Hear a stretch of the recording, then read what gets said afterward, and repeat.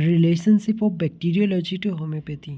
This brings us to consideration of Hahnemann epoch, making discovery of a specific living microorganism as the cause of infectious disease such as cholera and non-cholera and venereal disease and the relationship of bacteriology to homeopathy. तो देखिए Hahnemann sir ने पहले ही बता दिया था कि cholera और वेनेरल disease जो है उसका काज क्या है, उसी को हम जानेंगे बैक्टीरियोलॉजी का रिलेशनशिप होम्योपैथी के साथ।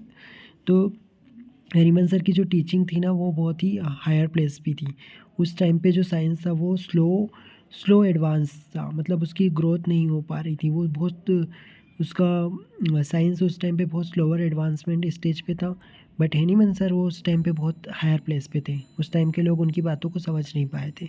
जैसे कि यहाँ पे जो Hahnemann theory of chronic disease है, इस पे बाद में उसमें डिबेट का टॉपिक था। वो doctor Thomas G McConkey of San Francisco, उनने पेपर पब्लिश किया था सोरा साइकोसिस सिफिलिस के ऊपर दिसंबर 1908 में। North American journal of homeopathy में एक पेपर पब्लिश कर दिया था, ठीक है। उसके बाद हैनीमन जो थे उनने क्या बताया कि उनका बहुत ज़्यादा कंट्रीब्यूशन है, ठीक है, मेडिकल साइंस में उनका रिमार्केबल कंट्रीब्यूशन है। जो मॉडर्न बैक्टीरियोलॉजिस्ट जो है उस पर स्लोली अब पहुंच पा रहे हैं, जिस गोल तक हैनीमन हाफ सेंचुरी पहले ही पहुंच गए थे। मतलब कि हाफ सेंचुरी एगो जो हैनीमन सर बता गए थे उसी चीज़ को बाद में मॉडर्न बैक्टीरियोलॉजिकल साइंस ने बताया, क्योंकि उनकी ग्रोथ जो है वो स्लोली अराइव हुए उस बात तक।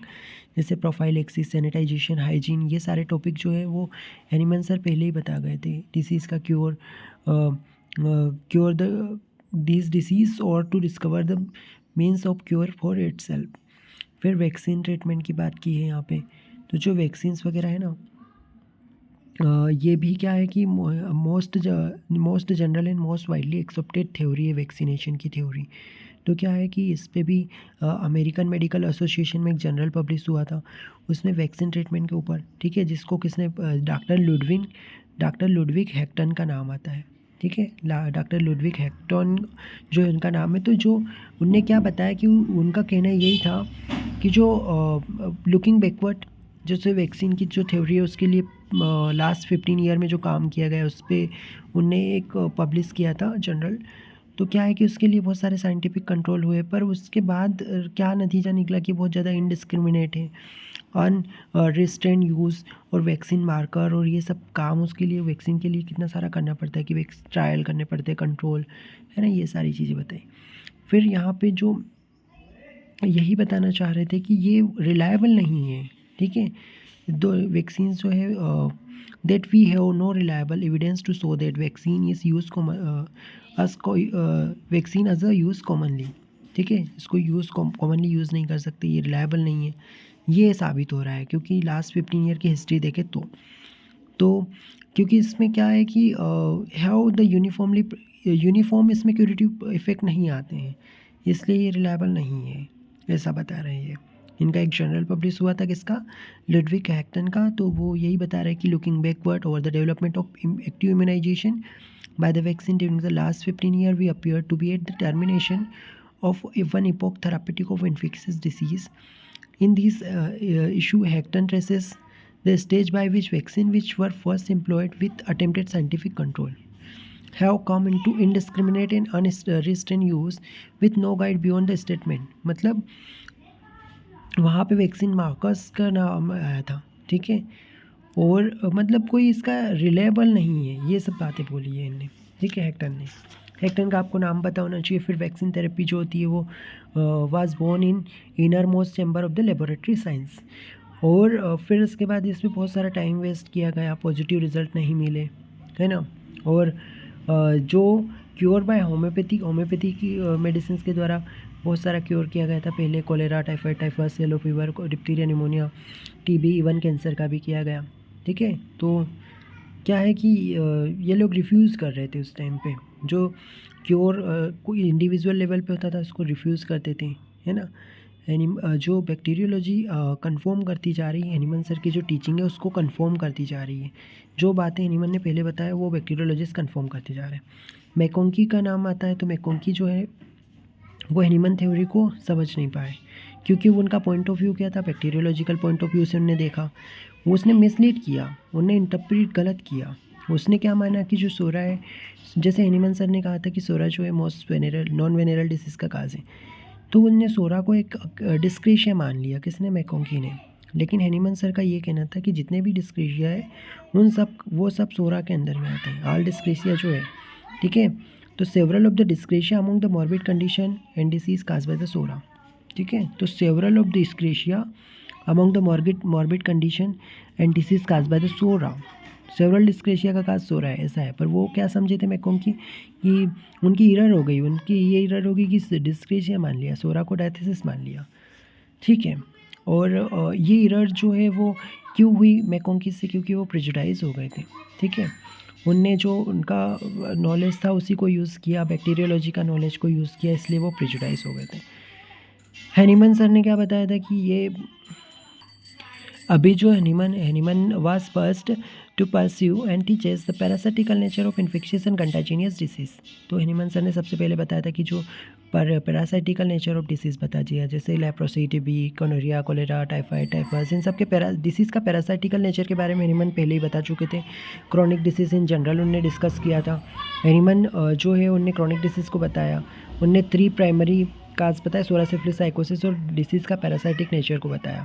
सारी क्रॉनिक डिसीज़ जो होती है वो कैसी होती है, कांस्टेंट और परसिवरेंस में रहती है, मतलब कैसी रहेगी कि लगातार बनी रहती है, लाइफ टाइम में इनको अफेक्ट करती है, कभी भी डिमनेस नहीं होती है, उनकी स्ट्रेंथ कम नहीं होती है, इवन रोबस्ट पर्सन भी इससे अफेक्ट होते हैं।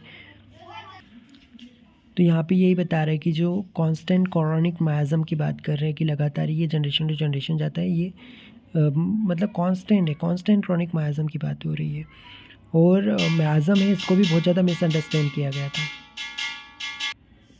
मियाज़म को भी बहुत ज़्यादा मिसअंडरस्टैंड किया गया था। वर्ड मियाज़म को भी इफ्लवा और इफ्लवा फ्रॉम द बॉडीज़, और उसको पर्पस पुट्रिसेंस ऑर्गेनिक मैटर और morbific emanation from the putrescent organic matter, effluvia from the arising from the bodies, infectious और नॉट। तो ये इस तरीके के इसके मिसअंडरस्टैंड किया गया वर्ड मियाज़म को। फिर यहाँ पे जो पार मेडिकल डिक्शनरी के अकॉर्डिंग यहाँ पे मियाज़म को बताया गया है कि in more strict pathological investigation of modern author they are distinguish from the contagion which is confined by the effluvia from the human body. तो मियाज़म को effluvia from the human body कहा गया, ठीक है।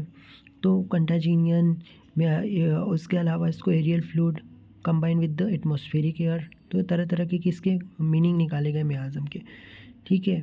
डिफ्यूज़ हो जाता है ये around the person which is attacked and liable to convey the disease from different distance, मतलब कि ये डिसीज़ पर्सन से निकल के दूसरे पर्सन को भी अफेक्ट करता है, यही बात बोल रहे हैं यहाँ पे कि डिफ्यूज़ हो जाता है ये, जो जिस पे अटैक हुआ है उससे डिफ्यूज़ होके दूसरे पर्सन में जाता है।